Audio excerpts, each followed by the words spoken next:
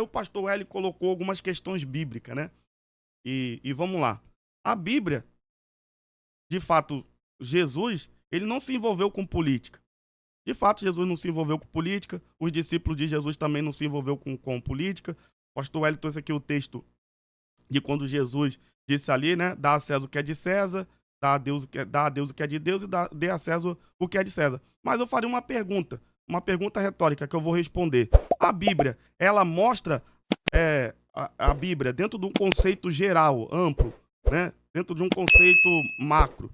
A Bíblia, ela proíbe que o cristão participe do processo político? A gente pode chegar à conclusão rapidamente aqui que não, porque nós vamos ver que, por exemplo, né, embora Jesus não se envolveu e a gente tem uma missão, e aí eu vou chegar nessa parte ainda, a Bíblia, ela não, em nenhum lugar da Bíblia também diz que a gente não deve se envolver com política. Pelo contrário, a gente vai ver dentro da Bíblia homens que dentro do modelo político da sua época se envolveram, como, por exemplo, José no Egito. Ele foi governador do Egito. Porque como eu coloquei aqui na introdução aqui, a definição da palavra política, né, é a administração de Estado, é a administração de um município, de um Estado, de um país como um todo.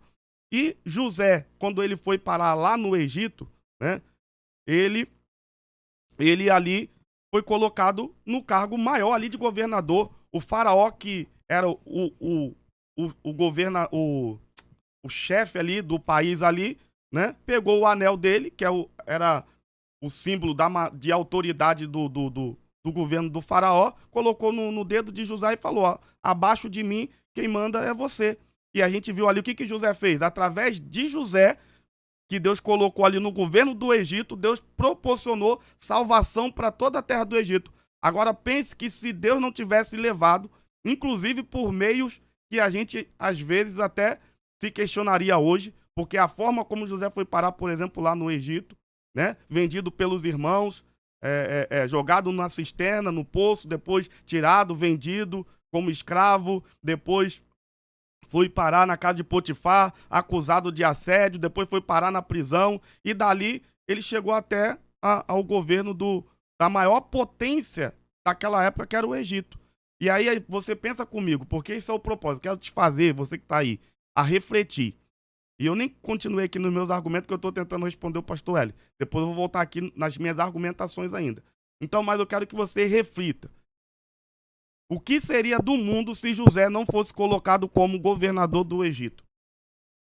Porque a Bíblia diz que Deus colocou José naquela posição para dar salvação, porque veio um período de fome. José interpretou o sonho de Faraó e ele foi colocado ali, e através de José, que organizou ali os celeiros para juntar no tempo de fartura, Deus deu escape não só à nação do Egito, mas também Deus deu escape ali a todos os povos espalhados sobre a face da terra. E José, ele exerceu ali, por mais que a pessoa, não, mas ele não era cargo de político. Era sim, era o modelo político daquela época, era os reis que governavam, eram os faraós ali que governavam, mas era um modelo político daquela época. E José, ele foi colocado ali, e nós vamos ver o quê? Que através dele, Deus, ele deu grande livramento para as pessoas. Então, de fato, Jesus, ele não se envolveu com política, né? Os discípulos não se envolveram com política, mas eu posso falar aqui de José, como eu já coloquei, eu posso falar aqui de Daniel na Babilônia, que ajudou ali na administração, inclusive, né, Daniel foi lançado na cova dos leões por conta da inveja daqueles demais que administravam ali o reinado da Babilônia juntamente com ele. E por ele se destacar pela sua fidelidade, pela sua postura, pela sua capacidade, despertou inveja daqueles que administravam junto com ele, que tentaram prejudicar ele de todas as formas e viram que só podiam conseguir prejudicar ele através da sua lei. Sabendo que ele orava, falou, oh, rei, vamos levantar um edito aqui. Vamos levantar um edito aqui para poder a gente... o rei não sabia, né, na verdade, mas eles ali usaram de artifício ali, enganaram o rei foi lá e botou o decreto. Num período de 30 dias só vai poder orar ao Senhor, não pode orar outro Deus. Sabia que Daniel orava. Então a gente vê até mesmo né?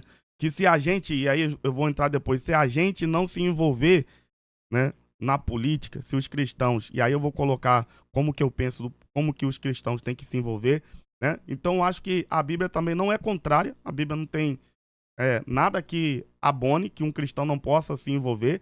E eu faço assim, para me finalizar, passar a palavra para o pastor L já. O pastor L falou bastante, também vou falar bastante aqui. Então, assim, para devolver. Então, o pastor L ele defendeu o argumento partindo do princípio que nós temos uma chamada. Nós fomos vocacionados para pregar o evangelho. Ok. Mas você também foi chamado para pregar o evangelho, mas você trabalha.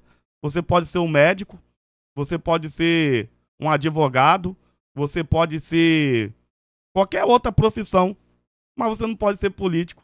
Então esse argumento, com todo respeito, pastor Ali, ele não se sustenta.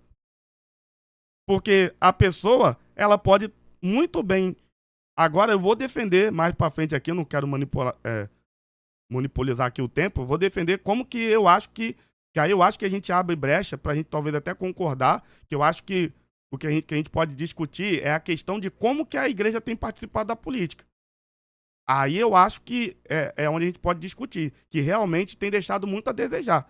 Mas, por exemplo, o fato da gente sermos vocacionados para pregar o evangelho, isso não significa, até porque quando Jesus falou ali em Marcos 16, 15, ide por todo mundo pregar o evangelho, isso aí não significa que a gente tem que, algo como se a gente tivesse que se preparar, etc e tal, para ir para um determinado lugar e fazer a obra. Não, esse id aí enquanto cristão, no nosso dia a dia, nós devemos cumprir esse idem.